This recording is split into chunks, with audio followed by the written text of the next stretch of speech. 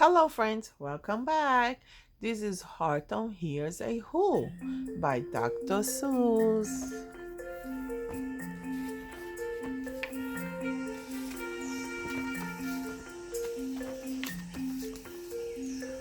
On the 15th of May, in the jungle of noon, in the heat of the day, in the cool of the pool, he was splashing, enjoying the jungle great joys, when Horton the elephant heard a small noise.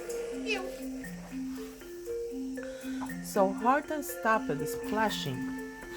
He looked towards the sound. That's funny, thought Horton. There's no one around.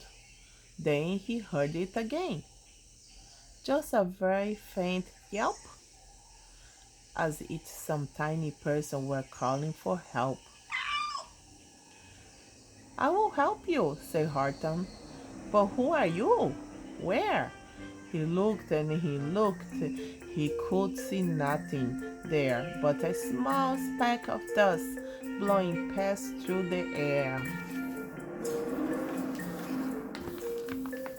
I say, murmured Horton, I've never heard tell of a small speck of dust that is able to yell. So you know what I think? Why? I think that there must be someone on top of that small speck of dust. Some sort of a creature of very small size, too small to be seen by an elephant's eyes. Some poor little person who's shaking with fear that he'll blow in the pool. He was no way to steer. I would just have to save him because after all, a person's a person no matter how small.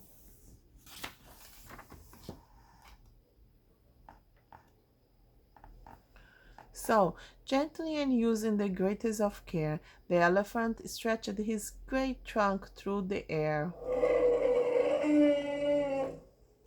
And he lifted the dust speck and carried it over and placed it down face on a very soft clover. Hump! Humphed a voice. There was a sour kangaroo, and the young kangaroo in her pouch said, Humph, too. Why, that speck is as small as the head of a pin. A person on that, why there never have been. Believe me, said Horton, I tell you sincerely, my ears are quite keen, and I heard him quite clearly. I know there's a person down there, and what's more, quite likely, there's two, even three, even four, quite likely. A family for all that we know, a family with children just starting to grow. So please, Hartham say, as a favor to me, try not to disturb them. Just please let them be. I think you are a fool, laughed the sour kangaroo. And the young kangaroo in her pouch said, Me too. You are the biggest blind fool in the jungle of noon. And the kangaroos plunged in the cool of the pool. What a terrible splashing, the elephant frowned. I can't let my very small person get drowned. I've got to protect them. I'm bigger than they. So he plucked up the clover and hustled away. Through the high jungle treetops, the news quickly spread. He talks to a dust speck. He's out of his head. Just look at him walk with that speck on that flower. And Hortense walked, worrying almost an hour. Should I put this speck down? Horton thought with alarm. If I do, this small person may come to great harm. I can't put it down, and I won't. After all, a person's a person, no matter how small. Then Horton stopped walking. The speck voice was talking. The voice was so faint he could just barely hear it. Speak up, please, said Horton. He put his ear near it. My friend, came the voice, you are a very fine friend. You have helped all of us folks on this dust speck no end. You have saved all our houses, our ceilings and floors. You have saved all our churches and grocery stores. You mean, Horton gasped, you have building there too? Oh yes, piped the voice. We most certainly do. I know, called the voice. I'm too small to be seen, but I'm a mayor of a town that is friendly and clean.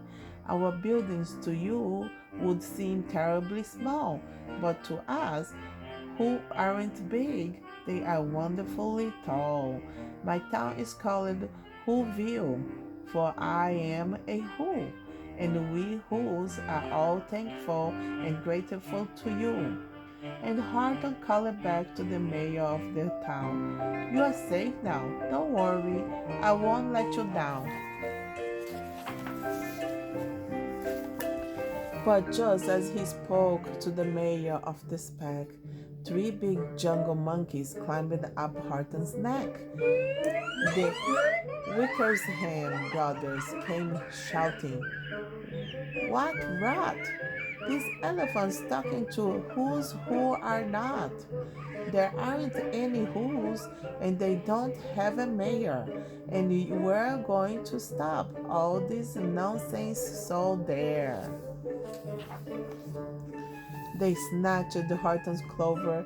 They carried it off to a black bottomed eagle named Vlad Ikov, a mighty strong eagle of very swift wings.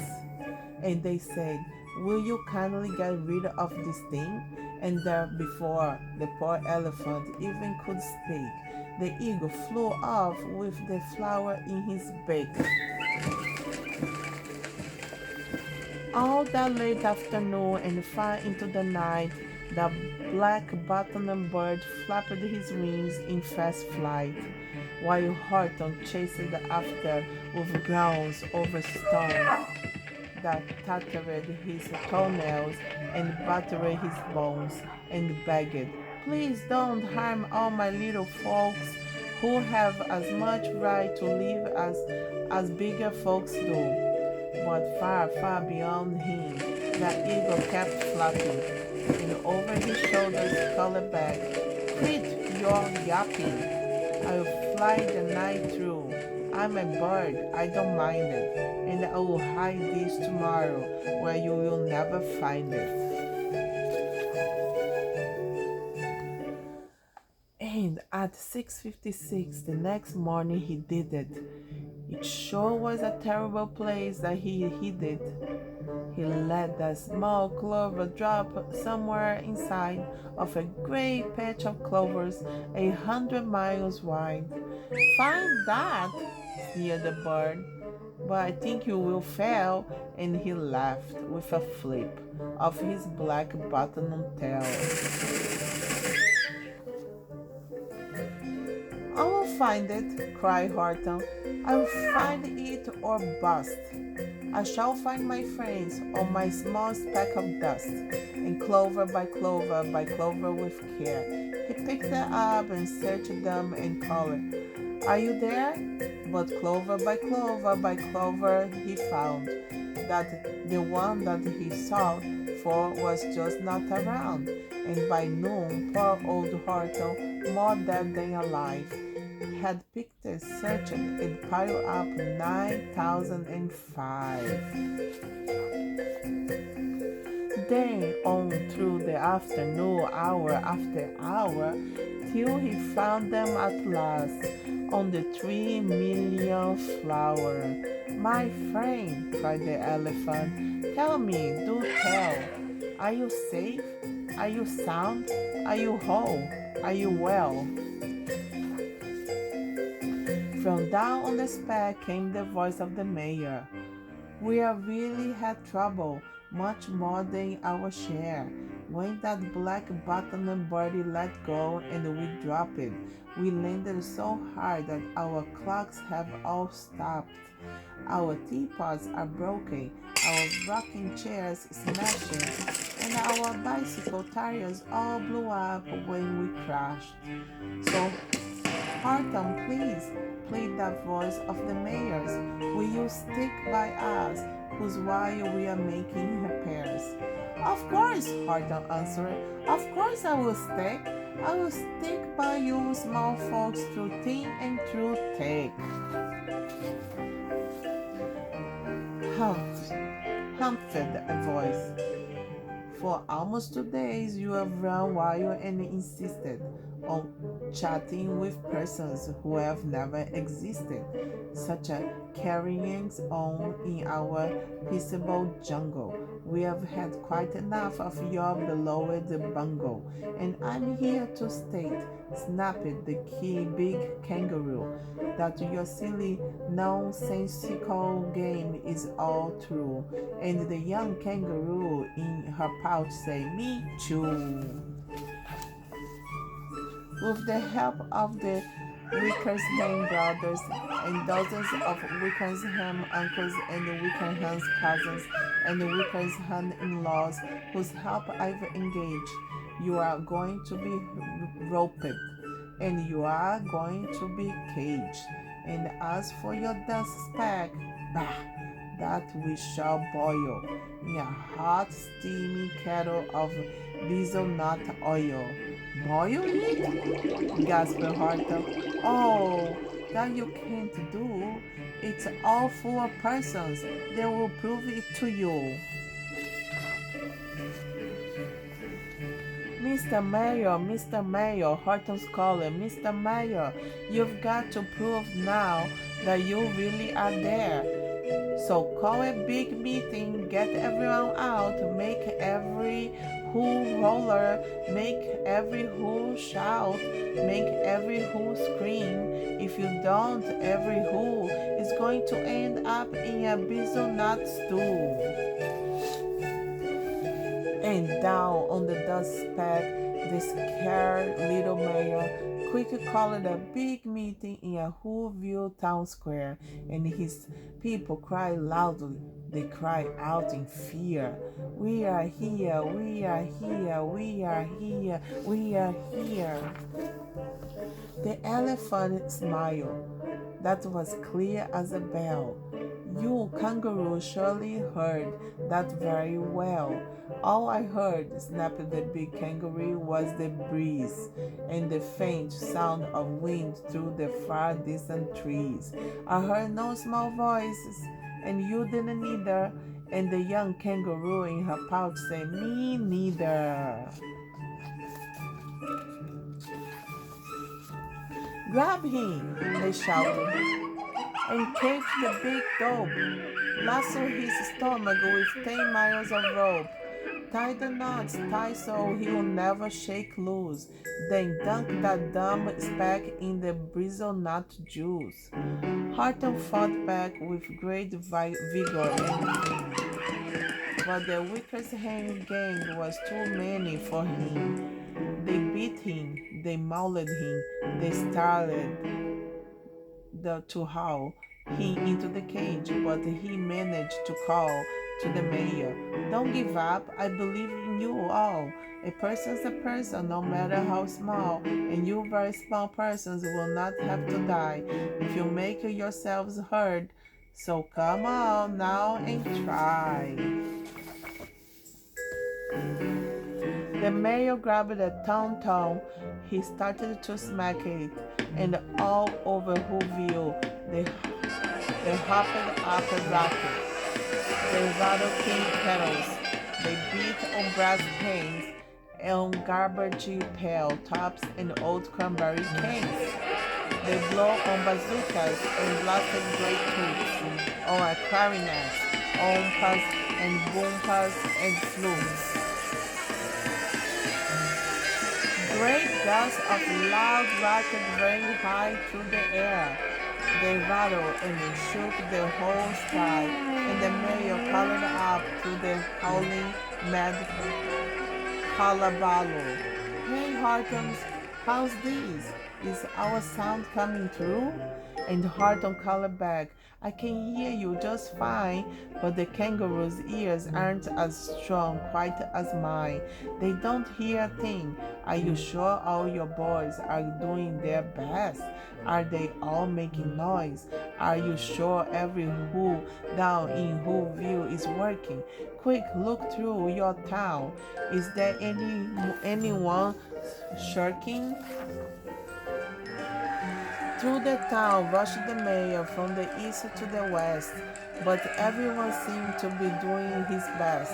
Everyone seemed to be yapping or yipping. Everyone seems to be beeping or beeping, but it wasn't enough. All these ruckus and roars, he had to find someone to help him make more. He raced through each building. He searched floor to floor. And just as he felt he was getting nowhere and almost about to give up in despair, he suddenly burst through a door, and that mayor discovered one shirker quite hidden away in the Fairfax apartment 12J, a very small shirker named Jojo was just standing and bouncing a yo-yo, not making a sound, not a yip, not a chirp, and the mayor rushed inside and he grabbed the young throat. Whoa. And he climbed up the ladder up the Ethelbert Tower. This, cried the mayor, is your town's darkest hours, the time for all who have blood that is red, to come to the aid of the country, he said. You've got to make noises in greater amounts, so open your mouth, lad, for every voice counts. Thus he spoke as he climbed it. When they got to the top, the lad cleared his throat and he shouted out, Yup! Yup, yup, yup, yup, yup. And that yup, that one small extra yup, put it over. Finally, at last, from that speck on that clover, their voices were heard. They rang out clear and clean, and the elephant smiled. Do you see what I mean? They'd prove they are persons, no matter how shall, and their whole world was saved by the smallest of all. How true, yes, how true, said the big kangaroo. And from now on, you know what I'm planning to do. From now on, I'm going to protect them with you. And the young kangaroo in her pouch said, Me too. From sun in the summer, from rain when it's fallish, I'm going to protect them no matter how smallish.